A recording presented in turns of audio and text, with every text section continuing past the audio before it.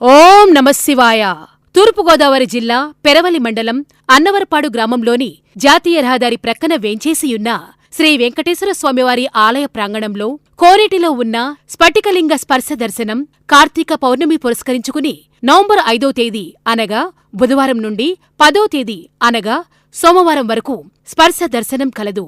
10వ తేదీ సోమవారం సాయంత్రం 6 గంటల నుండి అరుణాచలం ఆలయంలో మాత్రమే జరిగే విధంగా అన్నవరప్పాడు గ్రామంలో పరిణయ ప్రసూనార్చిత వసంతోత్సవ కార్యక్రమం అంగరంగ వైభవంగా నిర్వహించబడును.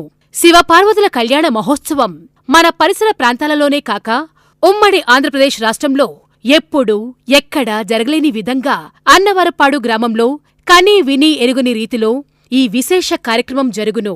జ్ఞానస్వరూపుడై తపోనిష్టలో ఉన్న పరమేశ్వరుడిని లోకరక్షణ కొరకై పార్వతీ పరిణమునకై ప్రేరేపించుటకు అనంగుడు అనగా మన్మధుడు ప్రయోగించే పంచపుష్ప బాణములు అనే ప్రసూనార్చన పూర్వక వసంతోత్సవము కన్నుల పండుగగా జరుగును.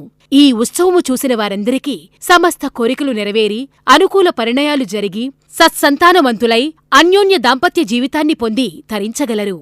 కావున కార్తీక మాసం 3వ సోమవారం అనగా నవంబర్ 10వ తేదీ సాయంత్రం 6 గంటలకు జరగబోయే ఈ కళ్యాణోత్సవంలో భక్తులందరూ పాల్గొని అంబికా సమేత స్ఫటికలింగ రూప మహామహేశ్వర స్వామివారి అనుగ్రహాన్ని పొంది